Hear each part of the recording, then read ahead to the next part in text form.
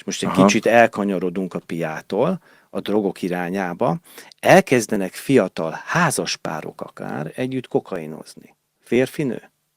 Együtt buliznak.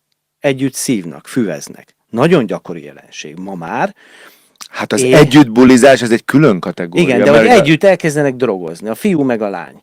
A fiú kitalálja, behúzza a csajt, többnyire szerintem így történik, lehet, hogy néha fordítva is, beviszik simán a szexbe. Lehet fordítva. Igen, beviszik a szexbe, élvezik, viszont ami egy nagyon gyakori jelenség, hogy a csajok általában előbb ki akarnak szállni, és nem tolják full kreténbe.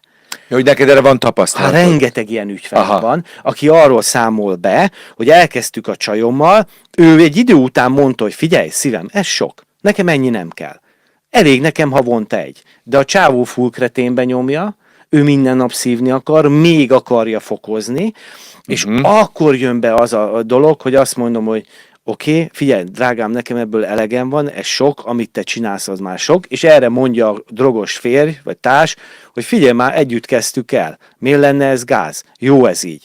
És akkor elindul egy folyamat. Tehát még ilyen is van, tehát, mert ugye van az a verzió, amikor a szülő elkezd szembesülni azzal, hogy a gyereke drogozik, tehát a függőség ezerarcú, és ezerféle módon jelenik meg az életünkben, és nagyon sok sajátos reláció van, és igen, ha bármelyik fél úgy érzi, hogy az ő életminőségét rontja a szerettének a használata, legyen az a gyereke, apja, társa, akár csinálták együtt előtte, akár nem, jogod van azt mondani, hogy az én életemben ennek tovább nincs helye.